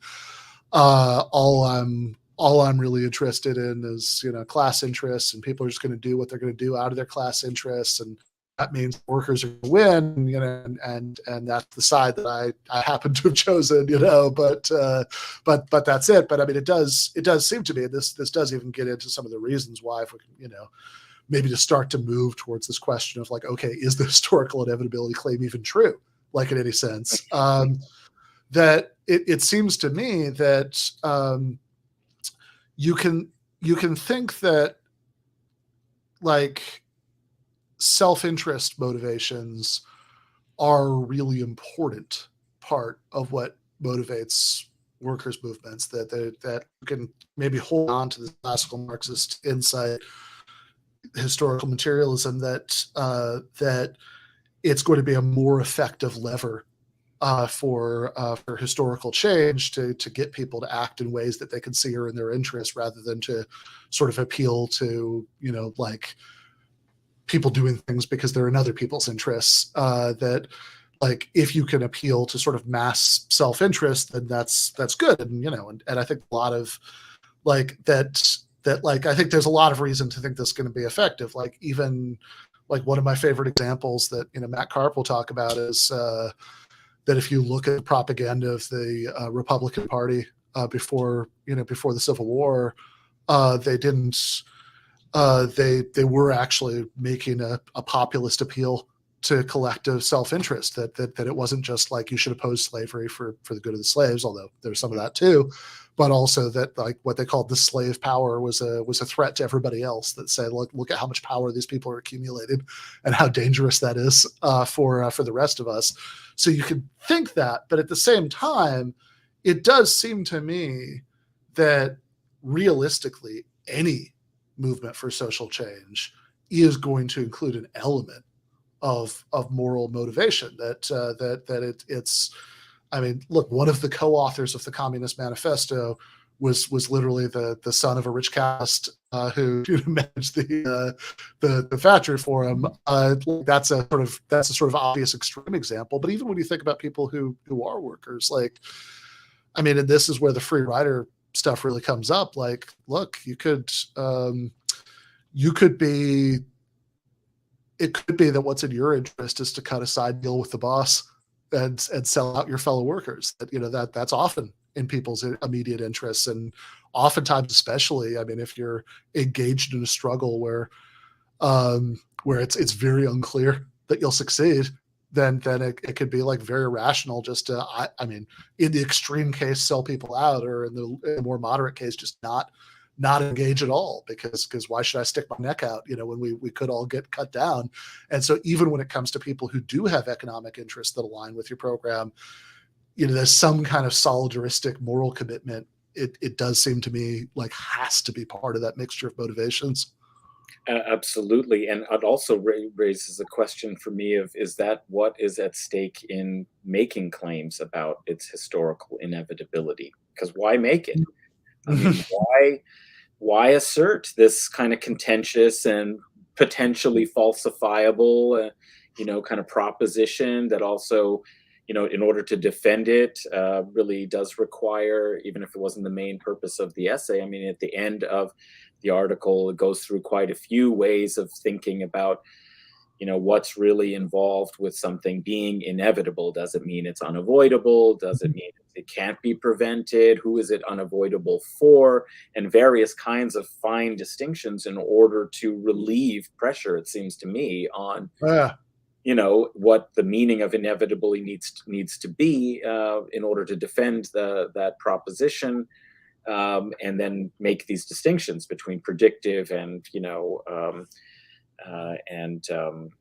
what was it again? Predictive and imperative inevitability. Yeah. And imperative is really, I mean, that's a kind of moral term that's kind of smuggled in here, is that that's a distinction that means that it really is seen as necessary in light of the horrific alternatives, Mm-hmm. So why make the claim that it's inevitable if it isn't, to imbue a certain confidence that, to overcome things like that free rider problem, like the fact that, subversion can take place if people don't feel that, this actually could and is going to happen. But it also gets to some of those more emotional and moral kind of commitments aspects, which I thought was very interesting. We skipped over this, but his first paragraph after setting up the problem is to say, of course, there are a lot of secondary reasons that, could be at stake for people, that they like to be on the winning side, just to be on the winning side. And so they might, be engaged for that, or because it gives them a certain kind of pleasure, or they might, there's a whole host of what he identifies as secondary reasons that later he sort of talks about as being basically kind of dishonorable. Like it would be dishonorable to just join a revolutionary movement because you thought it was inevitable, it was going to happen, and you just want to be on the winning side. And I would say, well, it's good to want to be on the winning side if the winning side is of, broadly solidaristic commitment to your fellows. Like, that's great. But also that, in order for a revolutionary movement to actually be successful, it probably does have to, some of these seemingly ancillary dimensions do need to be harnessed. Like, maybe it does need to sometimes be fun, and people write revolutionary songs, and because they need to keep people motivated and connected to one another in an emotional sort of way. It's why, you should have like, in your organizing, if you can, offer food and have people share meals to make stronger connections with one another. And these are all things that could be from the perspective that Cohen is, he's kind of isolated those out as secondary dimensions. And I can understand exactly why, but it seemed to me that you also do need to recognize people as social beings, and having a whole host of complicated emotional, reasons that might not be, rational in the same sort of way, which isn't which isn't to say that those reasons. I found it was an interesting treatment of those as having to be isolated from the argument, and I suppose it's because they're not unique to the rationale of achieving a socialist revolution that is understood to be inevitable, because those could be just as easily motivations, for people to oppose it or to be committed to other sorts of things, right? Because that are more fun or more, emotionally satisfying than, what obviously it does also require serious sacrifice and can put you in danger. But it just seems to me that in order to actually convince people to do it, you do need to rely on some of these other ways of connecting people in strong ways in a movement.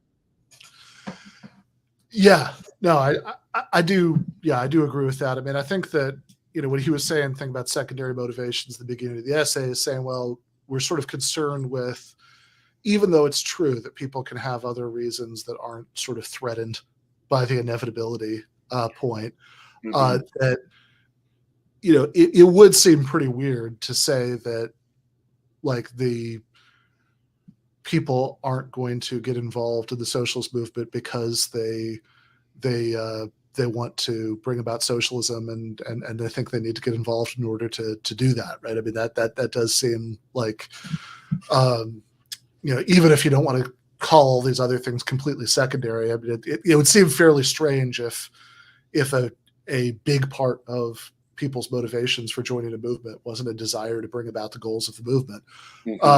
And so what the compatibility problem about historical inevitability is supposed to be is like, okay, well, if it's inevitable that those goals are brought about, then is bringing them about really going to be much of a motivation?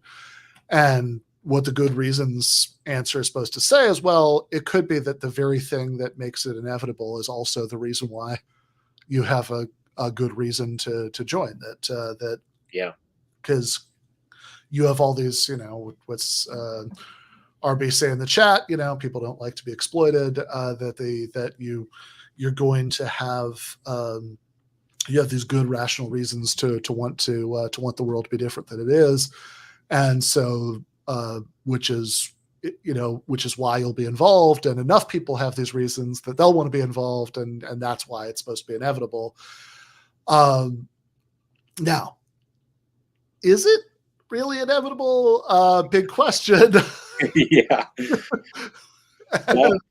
That's a good question, and I think part of the answer is in how you define inevitability, which may be why he did work a little bit on that kind of question at the end, because taking the assumption the way he did at the outset of the essay, I kept thinking, well, we don't know really if it is inevitable. Why do we want to make sure that people do feel that it's inevitable? Which is why I asked that question. What's really at stake? What do we gain by, asserting that it's inevitable? Because of course, if we understand its historical inevitability in a certain way, and happening in a certain time because conditions are correct or should be right, and we're in an impending revolutionary situation, which is sort of the stricter case that he wants to kind of try and rationalize.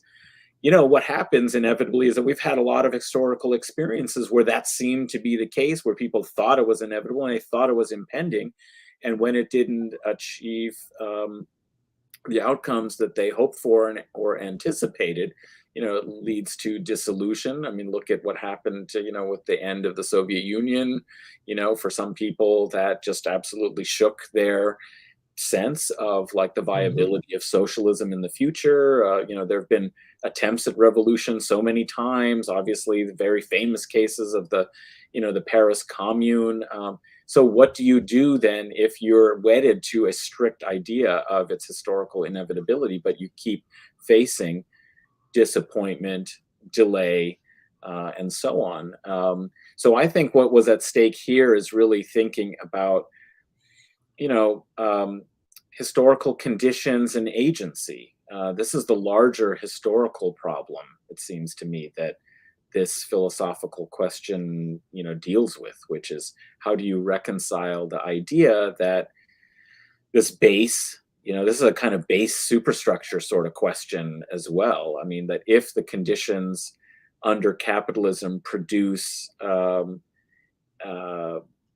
creation of a class that can come into consciousness, that does come into consciousness of itself as a class because of these conditions of their alienated labor and the exploitative conditions, and the socializing of their condition, that they are able to sort of realize that they, are a class.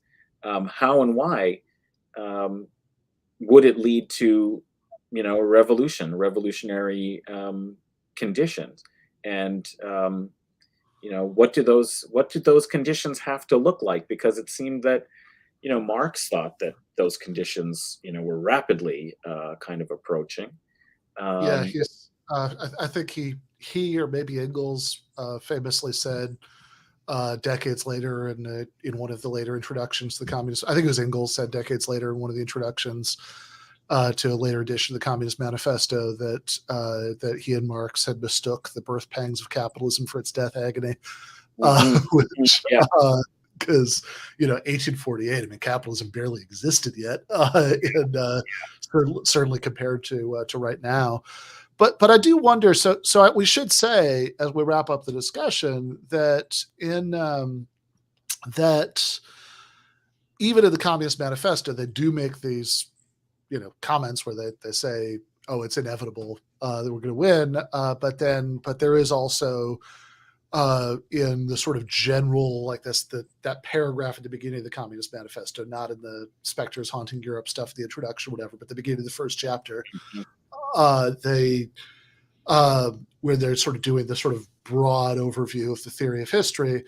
There is a not quite inevitable sort of out there, which is, well, in each case, the class struggle either ends with the victory of a previous spoilerly class or the common ruin of the contending classes. And that last thought, that there is the second thing that could happen, the common ruin of the contending classes, is taken up in a lot of later socialist thought. I think she was actually getting it from Kautsky, but Rosa Luxemburg at least most famously said that the options are socialism or barbarism, and that's a sort of pattern of thought that I think a lot of socialists have gotten very attached to, although what sort of comes after the or has changed a lot over the decades, depending on what's going on. Right.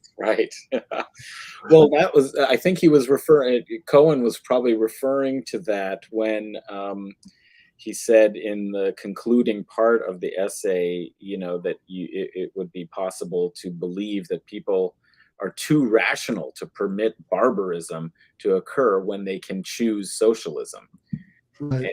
And this just seems to me like something we have to contend with, because we're dealing with how can we ignore what happened in terms of the emergence and rise of fascism? I mean, there's been a lot of analysis of that it comes out of these certain kinds of conditions, but workers, instead of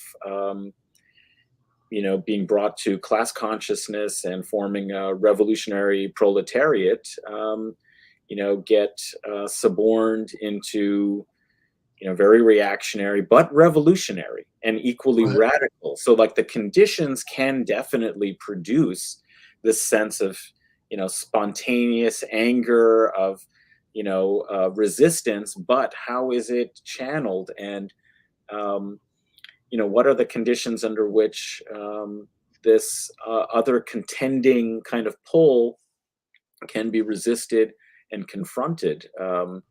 Fascism didn't exist in that precise modern form. When Marx and Engels were writing, they didn't necessarily. But I feel like when I read Marx, you do understand, with the 18th Brumaire of Louis Bonaparte, that they have a pretty good understanding at that point of, reactionary and the lumpen proletariat as a kind of concept that he creates. I don't know if it's an exact description, really. There's a lot that one could say about his portrayal of the lumpen proletariat. But what it's getting at is the fact that there are reactionary possibilities that come out of these conditions that have to be theorized, organized against, and confronted. And I feel like this is very relevant for us in this time, where it seems that the left is very disorganized. Who would say socialist revolution is inevitable in our current circumstances, when you can look and see that, in fact, a lot of the dissatisfaction and energy of critique, is happening really in right-wing kinds of circles that seem to have an ability to organize and recruit disenfranchised people from the working classes in a more compelling way right now. So that's a kind of a key question, it seems to me, that this issue about whether people are too rational to permit barbarism to occur when they can choose socialism, is the question that we haven't given them enough of a sense that they could be choosing socialism. And that's certainly a real possibility that we could say we haven't given them an effective, not that we haven't given them, but that conditions since, the 80s have, neoliberalism over the course of the 70s, 80s, the collapse of, the socialist world, kind of made those conditions not very easy to make the case for socialism. Yeah, definitely. So, yeah, I guess maybe the last couple things I'd say would be, one, I do think some of what Cohen is struggling here with about individual motivation is sort of the jumping off point for, so like Vivek Chibber, like this year or last year, came out with a book called The Class Matrix, which is an attempt to sort of to really think through the way that sort of class interests filter down to individual interests and the complexities of individual interests. And he gets into some of the reasons why it's not always in people's interests to even do things like be parts of union organizing, never mind overthrow capitalism, and how oftentimes people are making much more rational decisions there than we might often credit them for. Like a lot of Marxists would sort of go straight to like, oh, they must be ideologists. Like, maybe just in their sort of complicated circumstances, they could see downsides, that in the sort of blush of ideological enthusiasm you can't, which is, might be a very defeatist thought, but I don't think he takes it there. I think he says, well, this just means that you have to approach people in a certain way, like with that kind of more union organizer kind of mindset, rather than the, like, I'm going to save you from ideology mindset, about sort of convincing them that their interests are going to be served by a left program. So that's one thing. But, I also guess, like, in some cases, it's certainly true that, like, you do face these choices of, okay, you're gonna have socialism or barbarism or whatever, that, like, if it's the 1930s, socialism or fascism, or if, like, whatever, you substitute your historical era, and sometimes given societies at given points, those really might be the options. But I also wonder if sometimes we're a little bit too addicted to presenting things in that way, that we think that it's like, well, you can really get people excited about fighting for a left program if the alternative isn't just things chug along in the sort of medium horrible way they are now, but the alternative is something like really, really nightmarish, that'll get them excited about it. And it seems to me that it's like a lot of times, the barbarism that you're faced with is just the kind of barbarism that's just built into the sort of day-to-day operations of the what's the schema from the capital, MBM, money, capital, commodity money, death machine. just sort of grinding along. MCM, whatever. Yeah, that chain. And also that barbarism doesn't always seem like it is barbarism to, people. Like it's clothed in a lot of myths and thinking that makes appeals to familiar ideas or people's experiences in a distorted sort of way. It doesn't, when we say, it's the choice between socialism and barbarism, I mean, a lot of us can't really see what socialism, would look like, exactly. Yeah. And likewise, can't really recognize barbarism for barbarism when it's presented in various ways. So at any rate, yeah. Yeah, which I mean, just to switch gears for the last minute, maybe,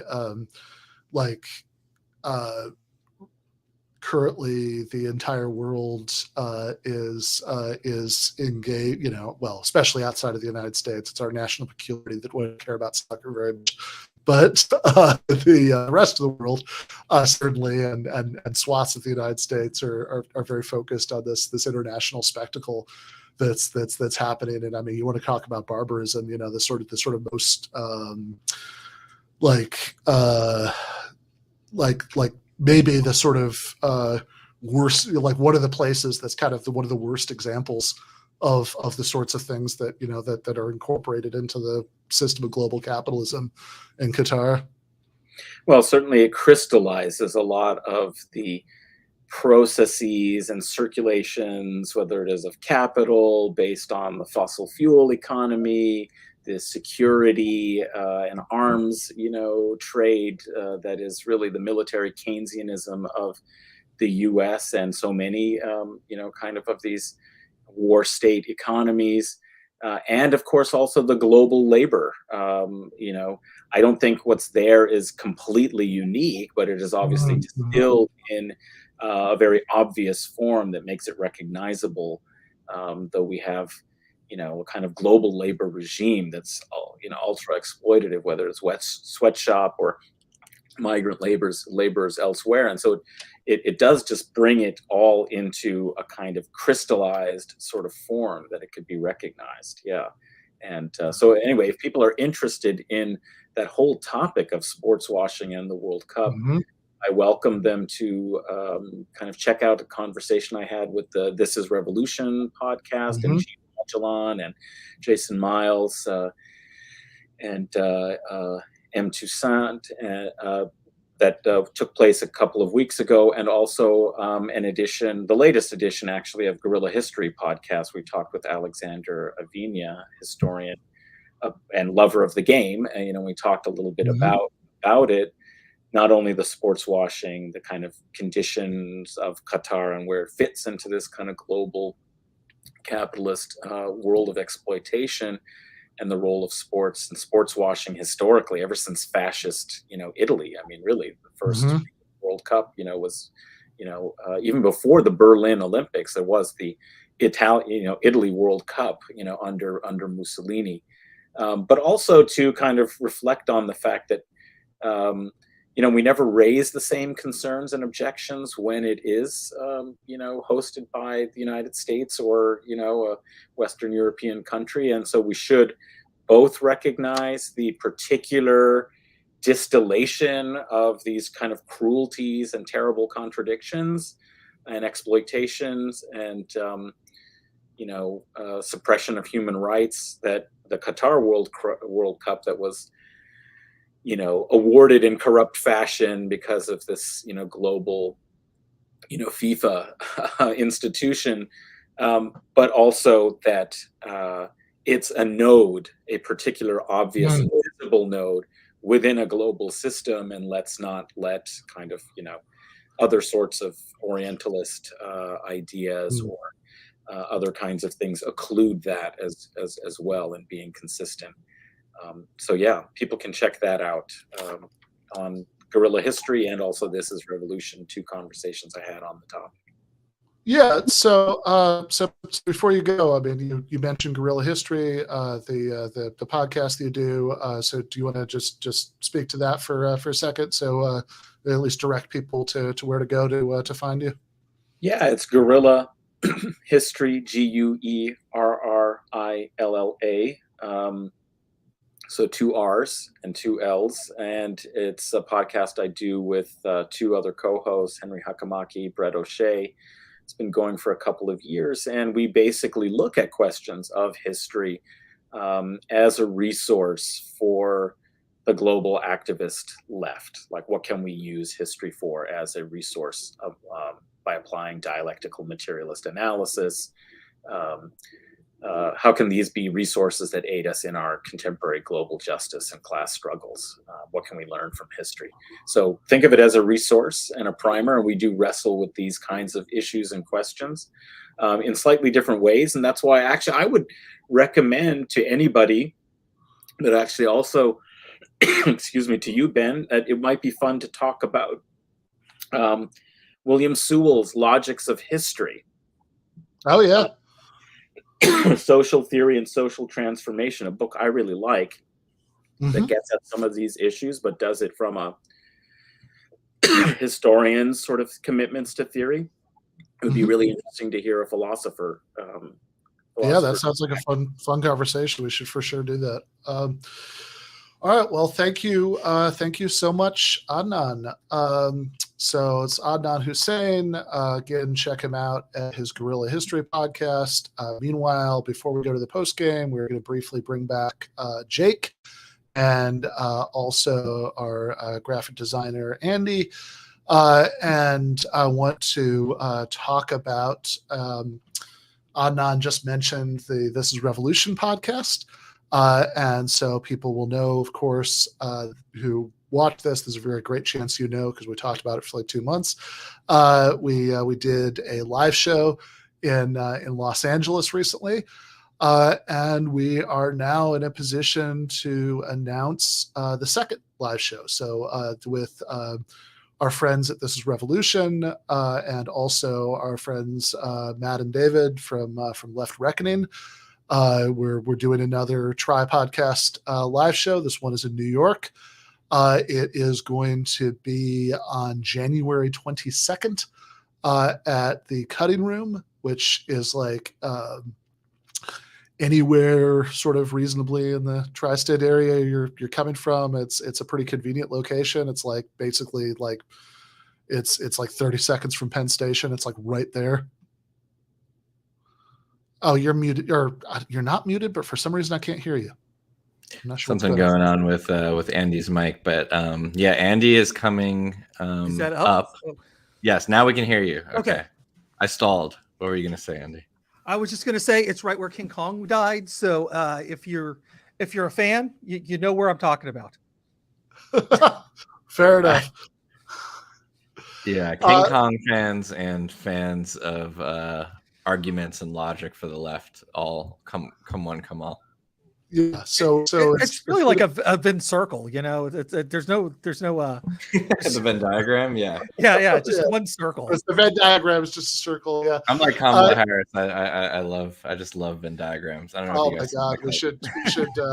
I had something else set on the schedule for the cold open for the post game, but we should just do the Kamala Harris. I love diagrams. I love that so much. Yeah. Anyway, she just seems like consistently lately, like she is just knocked off her ass by the most amazing, like sort of, you know, designer drugs that we've never heard of, and she's just having a beautiful experience. But in any case. So this is going to be me. It's going to be Jason Miles from This is Revolution, and at least 1 or 2 other people for This is Revolution. I think Deep State Cuba is a definite. I think Gene and Pascal, we'll see, but definitely at least Jason and Cuba from This is Revolution.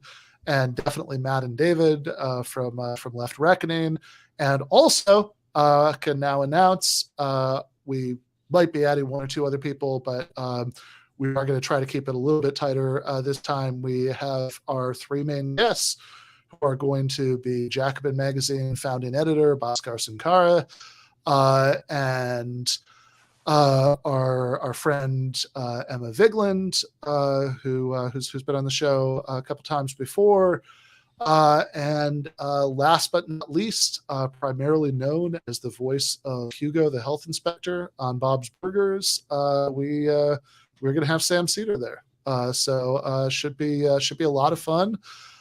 We have, I think this is not 100%, but I think that the Ticketmaster link should be up so people can start getting tickets the day after Thanksgiving. So if it's delayed, we'll certainly let you know, and keep an eye on my Twitter account. But I believe it's going to be the day after Thanksgiving. The venue should be able to get tickets up for sale. It's going to be the meet and greet for the VIP tickets at 5, doors open at 6, and the show at 7 on January 22nd. So we'll talk a little bit more about that next week. Next week is our season 4 finale because I'm going to be traveling a whole bunch in December. So I think it's going to have to be. But we're going to be back a few weeks before the live show for the beginning of season 5 at the beginning of January. And meanwhile, before that, for our season finale next Monday, we've got Matt McManus on. We're going to be talking about John Stuart Mill and socialism. Should be a really fun conversation. I've been trying to find a good time to do this one for quite some time. Meanwhile, speaking of Matt McManus, if you can't wait until next Monday to get a little Matt in your life, you do not have to wait. If you are already a GTAA patron, you should have an email in your inbox at this very moment, actually sent almost an hour ago, with the link to the postgame, which we're about to go to, where Matt, I think Ryan had to bow out tonight, but definitely Matt and Andy are going to be talking to me about Jordan Peterson and James Lindsay, both now sharing all of their thoughts with us in easily accessible form once again, and an interaction with James Lindsay that Matt had earlier today, where Lindsay, with his characteristic detective work, I identified Matt as a dangerous subversive. So should be a fun conversation. If you're not a GTAA patron, that is patreon.com/Ben Burgis. That will get you those patron exclusive post games after every regular Monday episode. That will get you access to the Discord server. Sometimes it'll get you advance access to interviews before we unlock them on the main show. And most importantly, though, it is an act of love and solidarity to keep this thing going, allow us to keep doing this, not for nothing, pay the wages of everybody on the screen right now. So we do rely on that. And yeah, if you think we're doing something valuable here, please do consider doing that. For one thing, you'll get in on the next hour of dunking on James Lindsay and Jordan Peterson. So with that, we are going to